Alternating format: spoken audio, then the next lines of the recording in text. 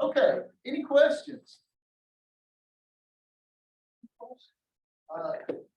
Last time we were doing just a boatload of examples of valuation. I want to throw another action. Here's one.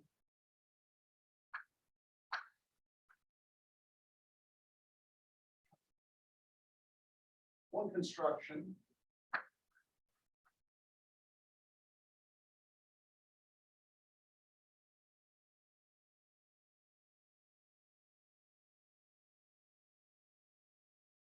And I need to start talking slow, so Sean can't use it here, because nobody can see this. But how many of you have ever seen the p-adic? Have any of you ever seen constructed? Because there's a number of ways that you can do it. And I may talk about another construction on one of my own. I think the one I know in university is like. Oh, I hope I don't bore you too much, because actually that's the one I was going to do. So, because this is the first one that I ever saw, and I was like, it was too weird for color TV. So here's what you want to do. Consider the following.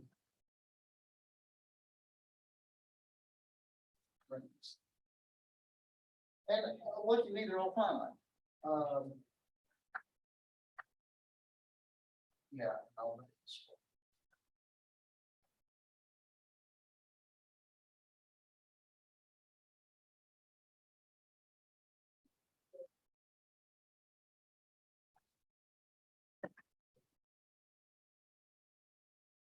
So actually, what I'm going to do is I'm going to consider these rings here, and I'm going to fill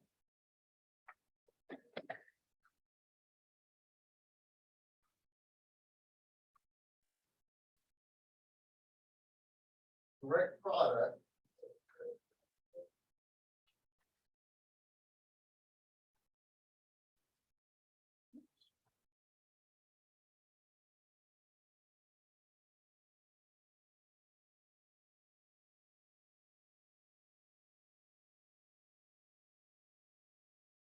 I'm thinking, see, it's almost here.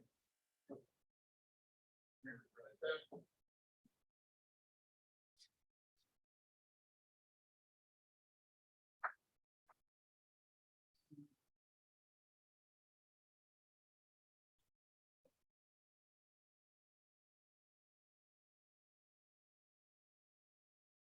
Okay, so consider the system a direct product. Now, actually, I did say we are talking about valuation domains. So you might think that something's up here, right? Because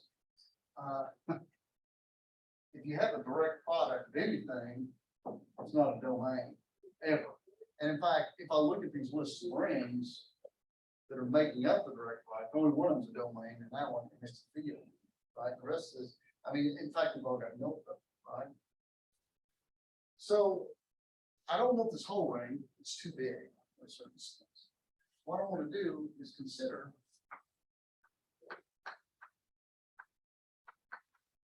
subring.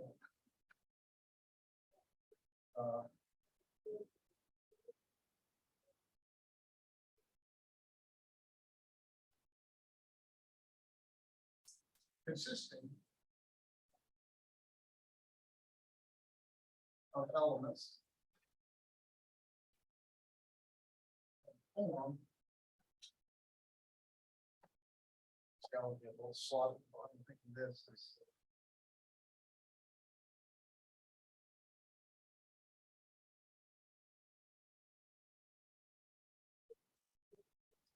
Where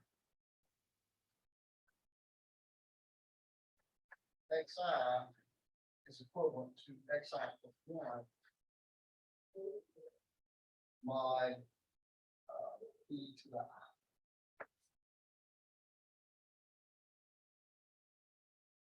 Right.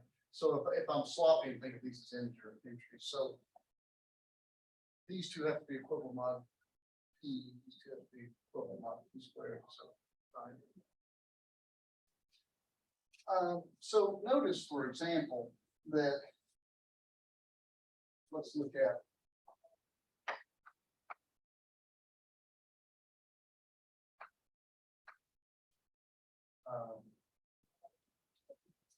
And we're gonna call this ring.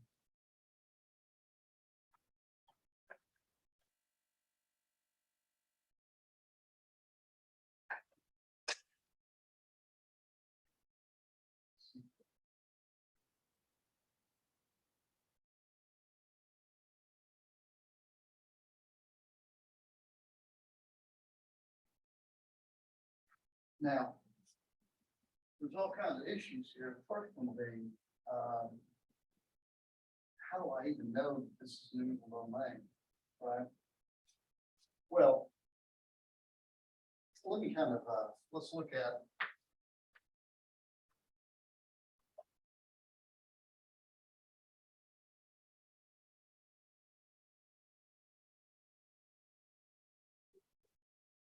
Let's look at Z5 in particular, right? Let me make up an element here.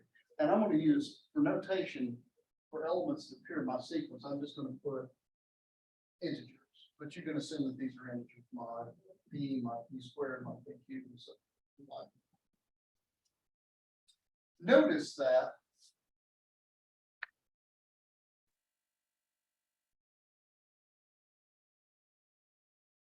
before we move on to Z5 contains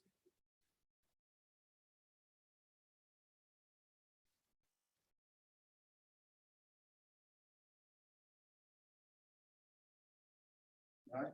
This is kind of weird, right? Because these are all finite rings here, right?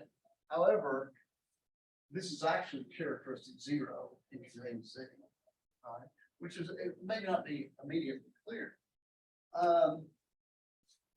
Notice that there's a homomorphism from Z to Z P. P K is equal to K forever.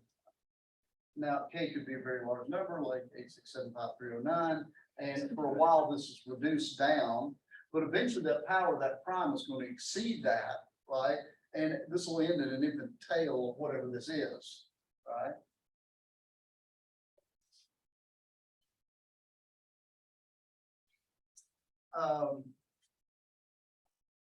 And notice that this shows that it's characteristic 0, right? The identity of this is 1, 1, 1, 1, and there is no K, since the K is all zeros, because again, eventually that K exceeds every prime, it's not equivalent to 0 on that, right? So we've taken something that I've put together with characteristic P squared, characteristic P cubed, stuck it all together, and it's characteristic 0.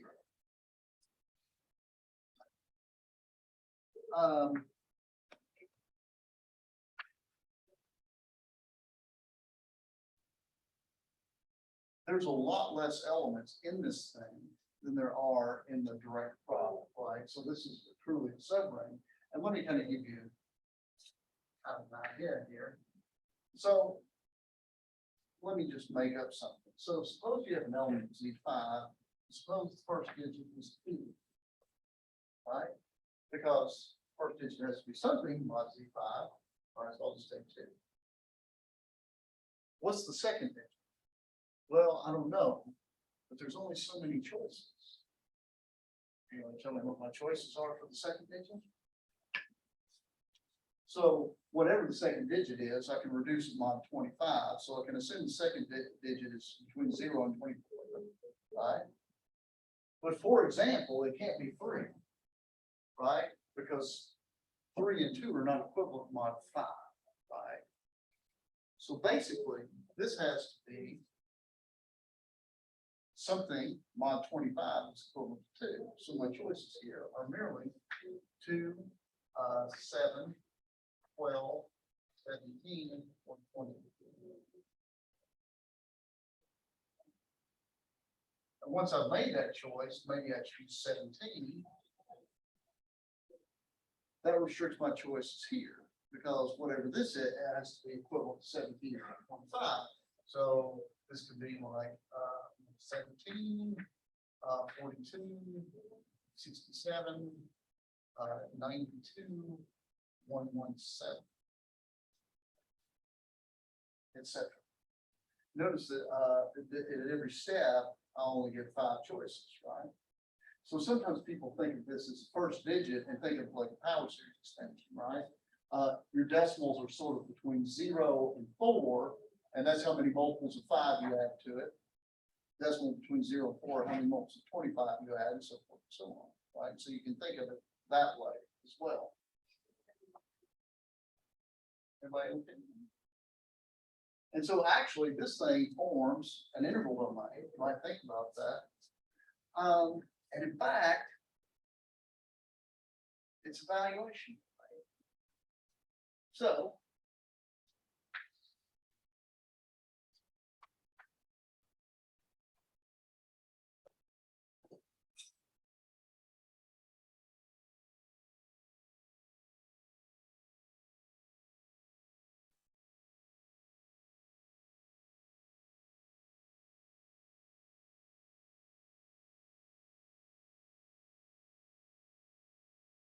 anybody want to guess?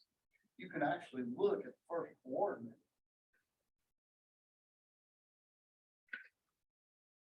and tell whether or not it's a unit.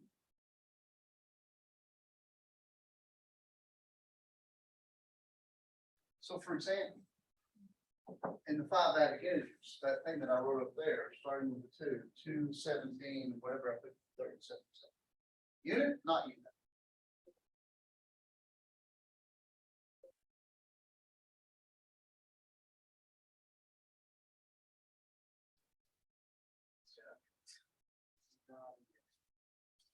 It actually is.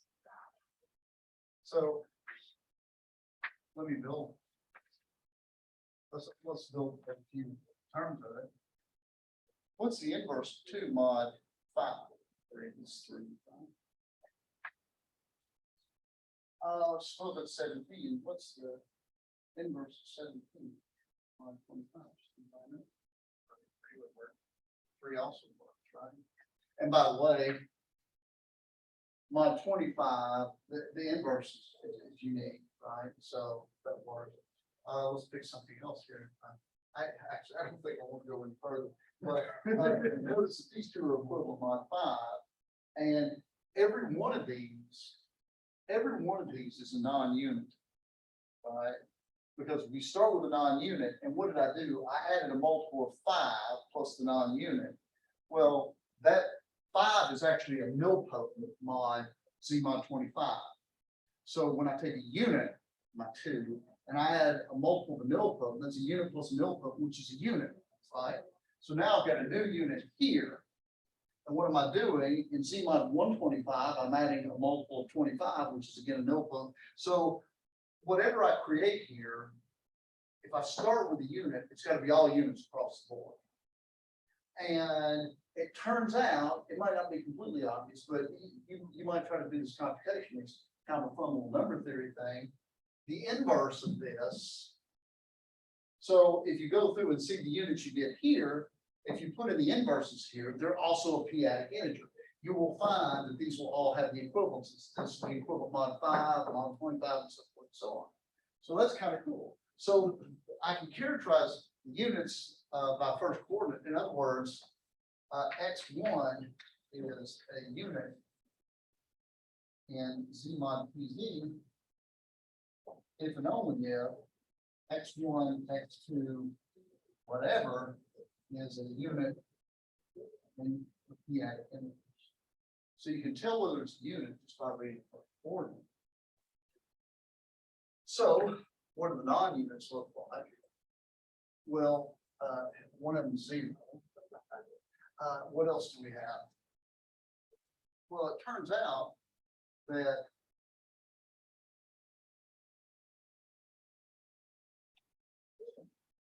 if it's not 0,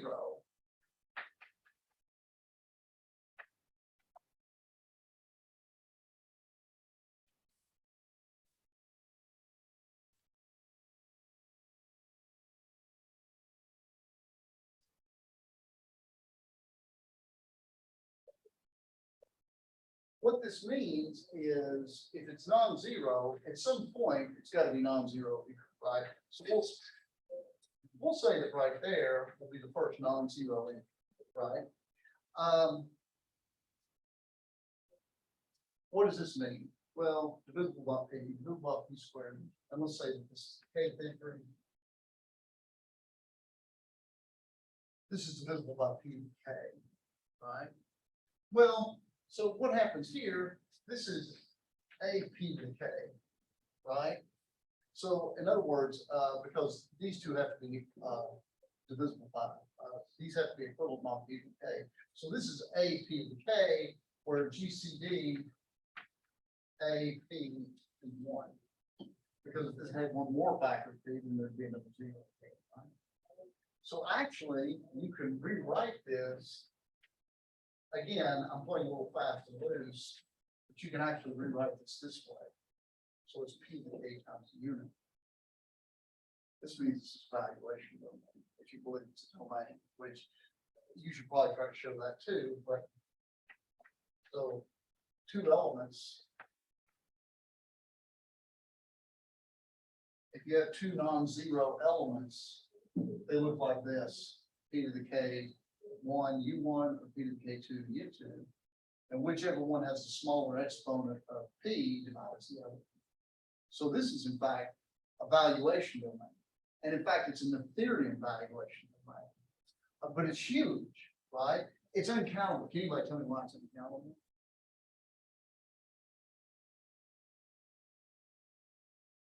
Well, even in Z5, the number of units that start with 2 is uncountable, right? Because start with 2, you have 4 choices here, 4 choices here, 4 choices here. So you can put that in one-to-one correspondence with like base 5 decimal. Well, I guess you have 5 choices. Base 5 decimal expansion, right? And so it's uncountable, right? But actually, it is an Ethereum valuation domain, but it's uncountable. It's got a huge unit group. And so just kind of fun, we'll talk about this maybe a little later, is you can also realize this. So the first time I saw this construction, it's one you saw, right, Rodrigo, something like this. And so the first time I ever saw this was like in a number theory class. And that was kind of the motivation there. Another thing that you can do, you can reach this way.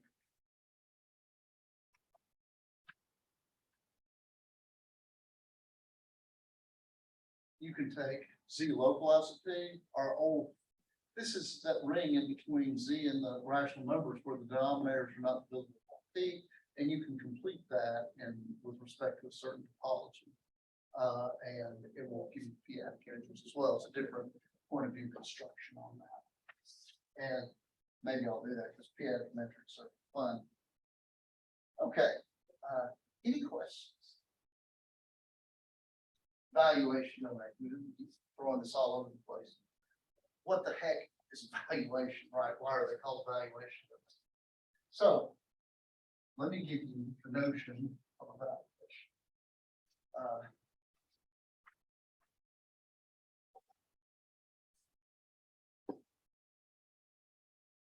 So let's assume that K is a field.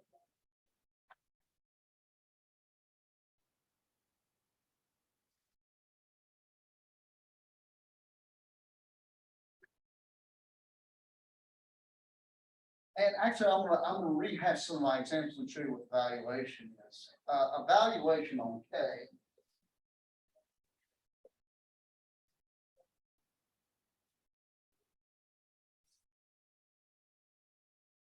is a map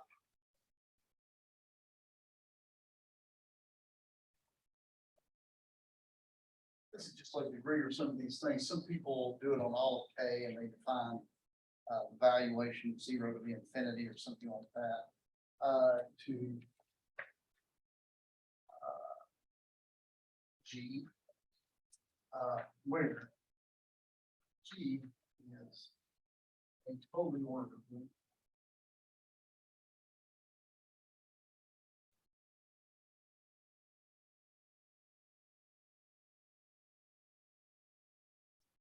Satisfying a couple of things.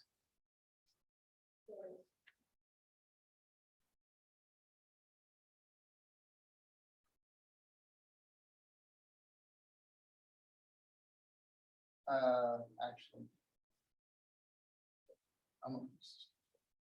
For all, non-zero elements, A, B, K star, number one.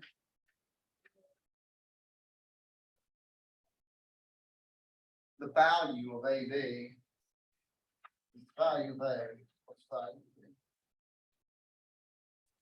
So basically, this thing functions like a logarithm, where plus is the operation in, the group, so I'll clarify that. And two, if A plus B is not zero, then the value of the sum is greater than or equal to the minimum two values.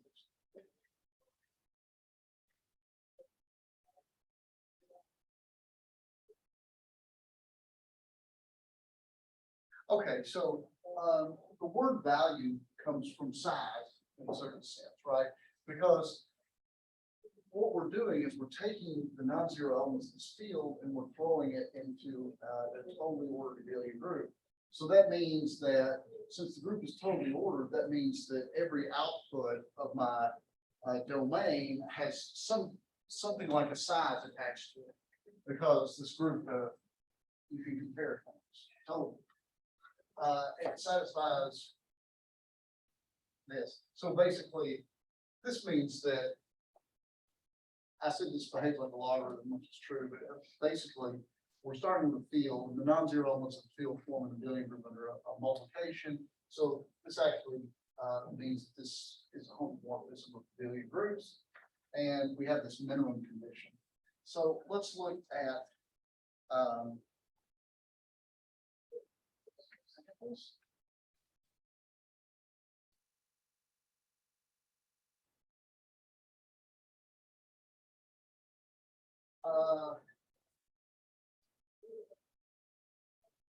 Well, consider Q in field.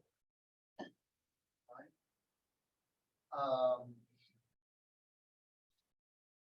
You might think of a value on Q.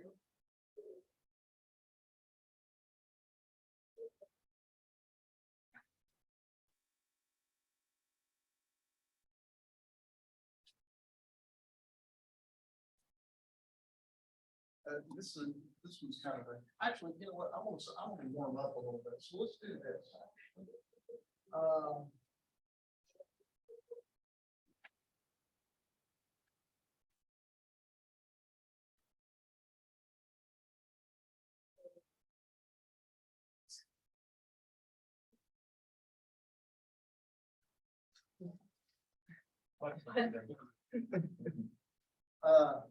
No, yeah, I know, this is weird, this is actually easier, but believe it or not. So what is this? This is a power series over a field, right? Now, how many non-units are there? What are the non-units in the power? Non-zero non-units.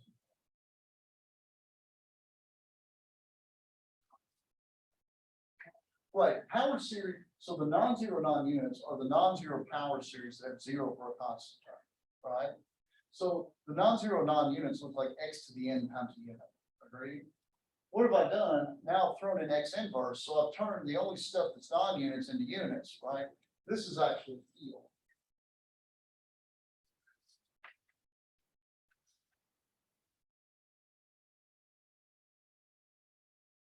Right? You're going to see in a minute why this is actually huge. So a typical element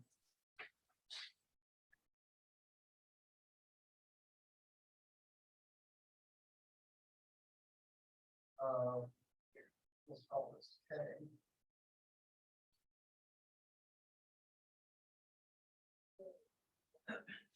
Well, here's what it looks like, right? A typical element of that power X looks like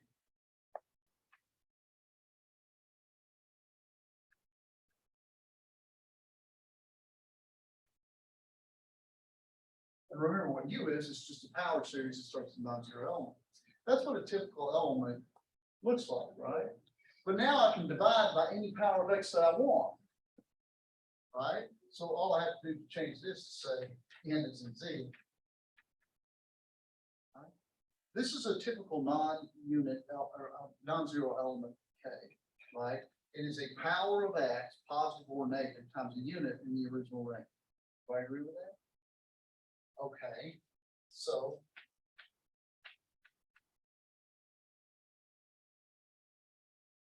What do you suppose is a good way to find? And let me let the target group, right?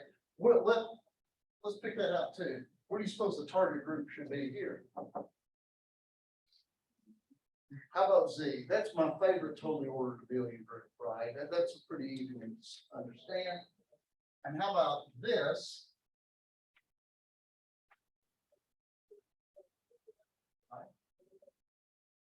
And it's easy to verify that this all works, right? Because if I have X to the N times unit, X to the N times unit, then you get X to the N plus M times unit, which is this valuation here. What about this one? Let's see if we can see what happens. Suppose we have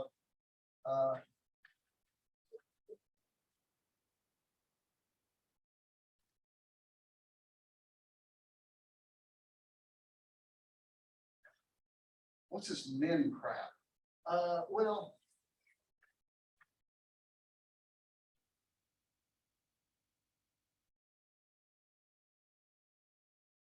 why do we need a min? And why do we need greater than or equal to? Well, let's assume, without loss of generality, that N is less than or equal to N. Again, the whole totally ordered group thing, right? I mean, these are elements of the integers, so one of them has to be less than or equal to the other. Right? In this case,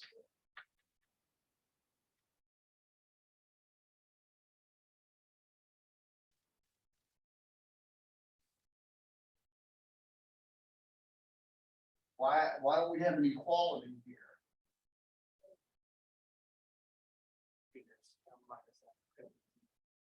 We actually do have equality if these values are different. If N and M are different, then that means there's at least one power here, and that's a unit in there. Everybody agree? But if N and M are the same, you might be in trouble. You might still sometimes get the minimum, but sometimes if you're equal here, you might have U1 plus U2. If that's still a unit, then yes, you get the minimum, you get N. If this is, if this sum is not a unit, then what happens? If the sum is not a unit, then this could be X to the K times something. And so actually the value is actually a little bit, of A plus B is actually a little bit bigger than what it was. Everybody okay with me? Here's a similar value.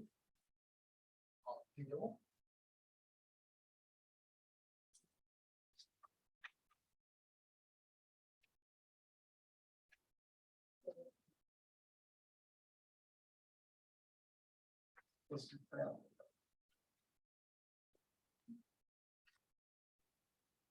Actually, what made that previous example easier is I started from a local ring in the first place. This was going to be a little part. How about on Q? Anybody think about value on Q? Valuation on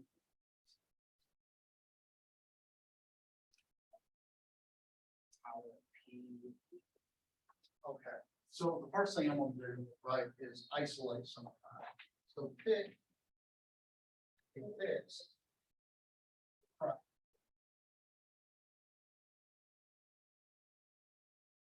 in Z. Now, this is similar to what we had before. If Q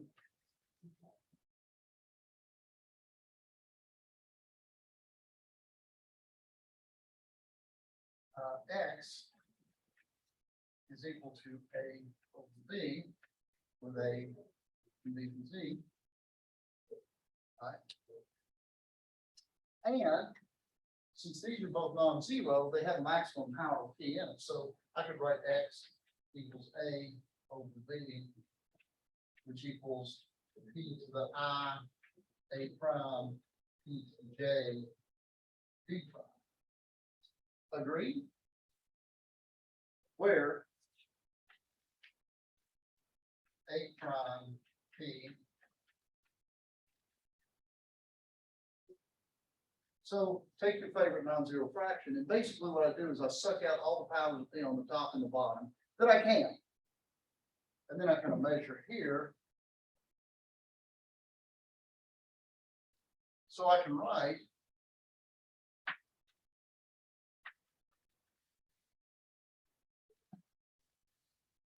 X.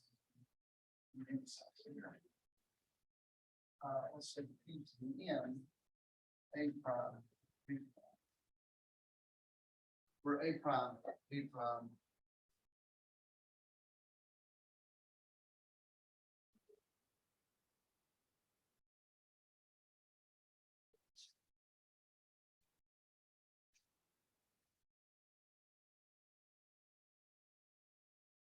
And of course, N is C. Now, once again, I'm going to use my target group, my totally ordered abelian group to be the integers, right? So I'm going to take value of P to the N, A prime over B prime, to equal N.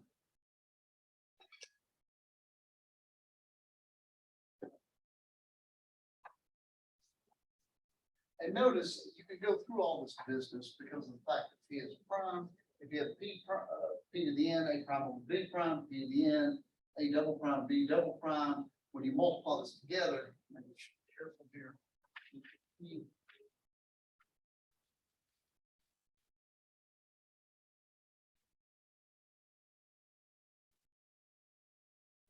This is P to the N plus M.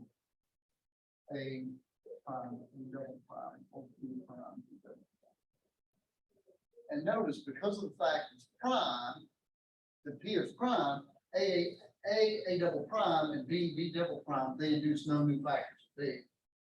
Right, remember that? So these again have the property that GCD of numerator and denominator relative. So in particular, the valuation of this plus the valuation of this is the valuation of the product. All right, so good to go. And what happens if we have P to the N, A prime, B prime, plus P to the M?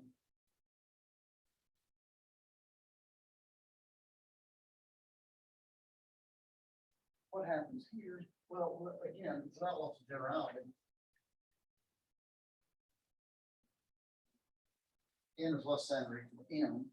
So this is actually P to the N, A prime of B prime, plus P to the M minus N.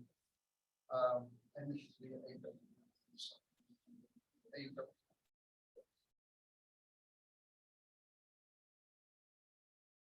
Everybody okay? Now, one thing that's super groovy cool here is the fact that N can be any integer, and actually so can M.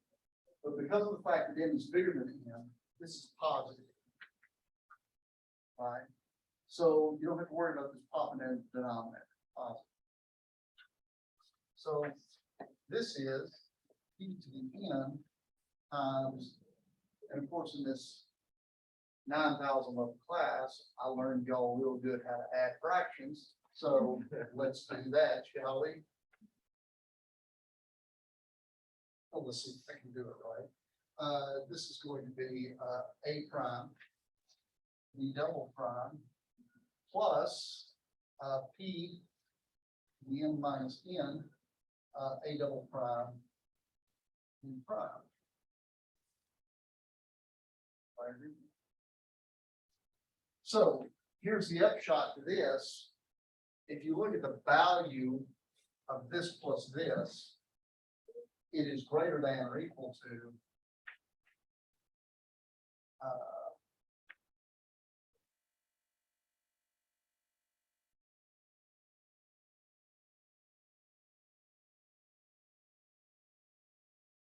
is greater than or equal to the smaller one, right?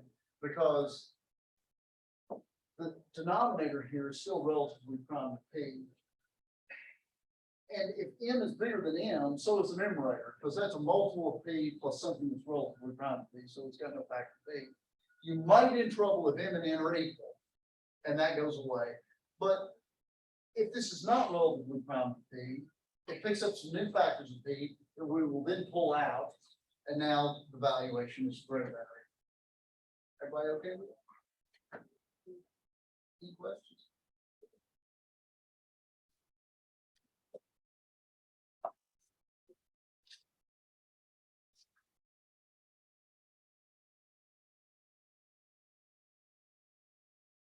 This is a value on, notice that there's a value for every prime image, whatever you want, and these all give different values. By the way, if you complete this, you get the quotient field, the images. You might do this just kind of for fun. You can define using the notation we had before.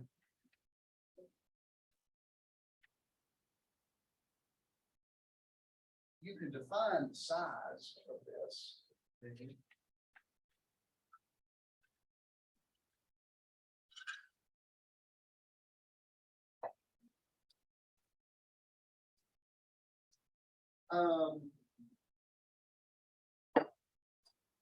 Show that they gives a notion of absolute value, right? But it gives a very strange topology. Very strange. So what you do is you take your rational number, it's not zero, and you measure its size. And of course, you say that the absolute value of zero is zero, right? But what this says is the more positive powers of P you have, sort of the closer you are to zero. Right? This has some weird consequences, right? Because if you're walking along the rational numbers, you know, if you step on 1/3, then, well, let me see if I can give you an example. If you step on, I don't know, 1/127, right? 1/127 has no factors of P, and that's of size 1, so you can maybe it's on the unit circle, right? And if you step a little bit over to 1/128, well, that's very far from the origin. It's 128 units from the origin, right? So it's kind of a strange policy. In fact, if you look, here's what's strange about this. This actually satisfies a triangle inequality, but it satisfies it too well, right? I mean, so it makes things sort of a little bit strange to think about. In this notion of distance, if you have any triangle, it's isosceles. That also for a strong triangle.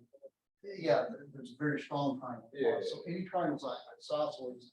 If you take a circle, any interior point is the center, right? It's really kind of upsetting a little bit.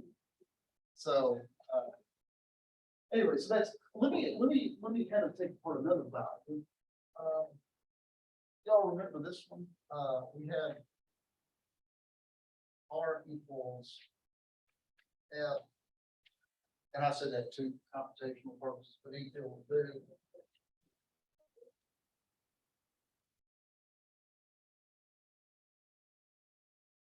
And we'll let M be the max line, given during the X, Y over X squared, et cetera. And with this valuation domain, V equals R localized M. Perhaps we have some fond memories of that. Well, if you remember, what we had is we had types of elements here. So I want to kind of think about here. I want to ask what should the so this is valuation domain, and even though I haven't given you the theorem yet, I bet you can probably kind of guess the valuation domains come from valuations, and they do. And I wonder if we can look at these types of elements and kind of figure out what the value should be. types of elements, in B last time, well, we had 0, of course, and I'll kind of forget about that. And then we had x to the n times a unit, where n is greater than or equal to 0. So this includes the units themselves. And then we have this third type, y to the k, x to the m unit, and k greater than or equal to 1, n can now be any integer, and u is u.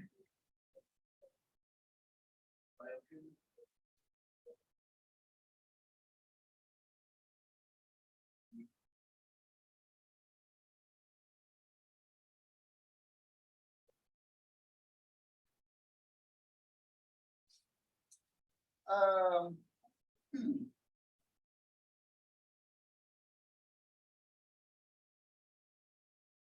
So what do you suppose we're going to have for a value group here, right? If we take the quotient field, so the quotient field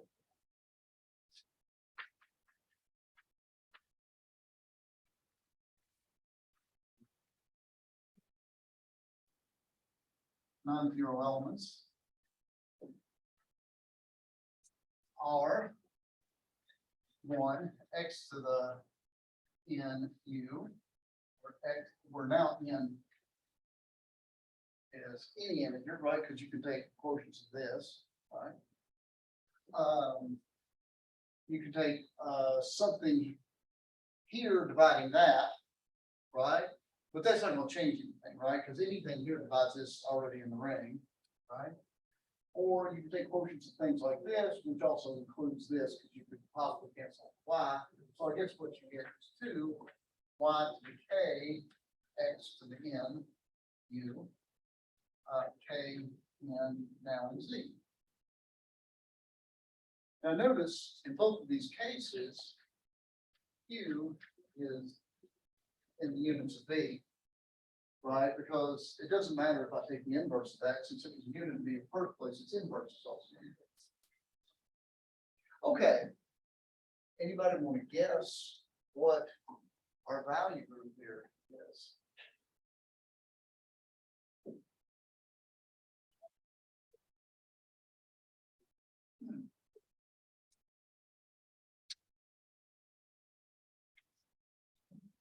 Well, so now I think with this formula here, I now it's more compact. So let's improve this to a non-zero element. Looks like y to the k, x to the n, u, k, n, and z, u, a unit of z. And notice that this subsumes this case, because of course you can take a b 0. Right? What do you think?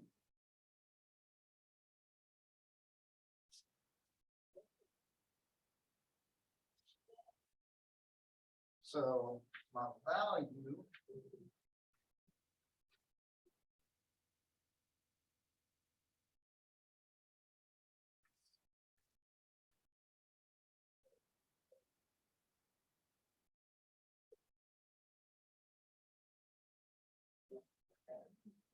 okay, well, it's gotta do that, right?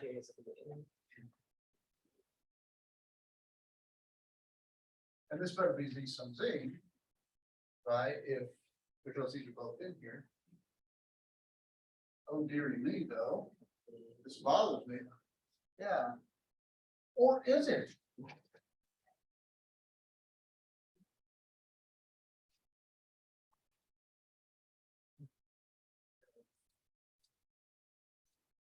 In the way that you're thinking about comparing C sum C, you might look at something like 1, 2, and 3, 4. Well, I guess you could compare. You might look at something like 1, 2, and 2, 1, and say, okay, I'm totally close. I can compare them. But what's that? You compare one coordinate per. That's right. Through a library. Right, and so, and I know, sure as I'm standing here, that I'm going to totally screw this up by getting the coordinate wrong. But what you do is you first, right, I guess maybe I did do this right. So order Z sum Z as follows.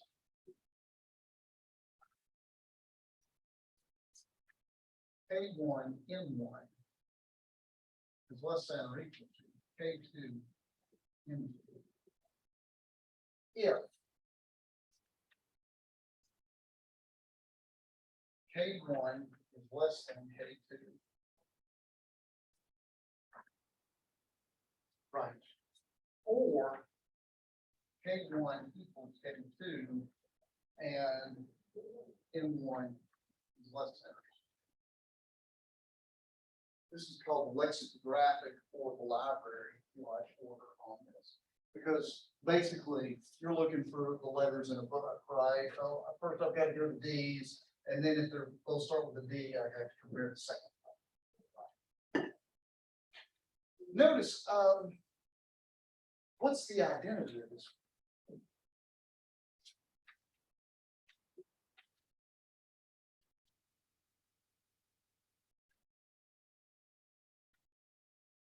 Sure, right. That's the. What elements? Notice, is it clear to you all that this is a total order, right? That given any two, I can compare. Right? The identity is 0, 0. Okay, so what elements in Z sum Z are non-negative? That is greater than or equal to 0.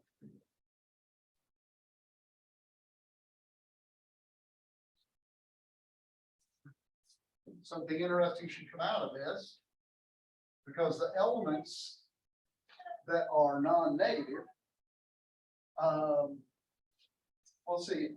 So I've got to be greater than or equal to 0, 0, right? So the elements that are greater than or equal to 0, 0 look like this.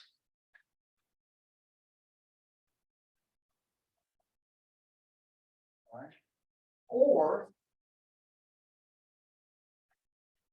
1 M, 1 K M with K greater than or equal to 1 and M.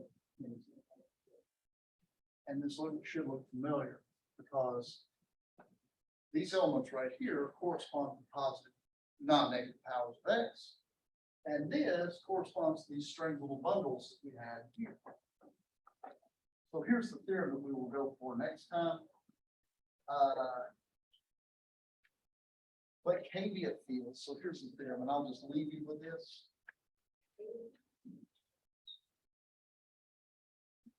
Let K be the field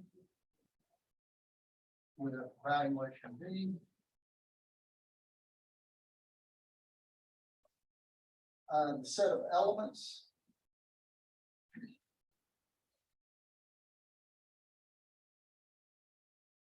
B colon equals the set of let's say X and K, such that the valuation of X is greater than or equal to 0, union 0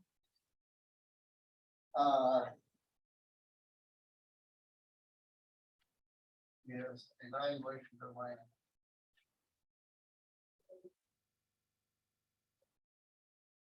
associated.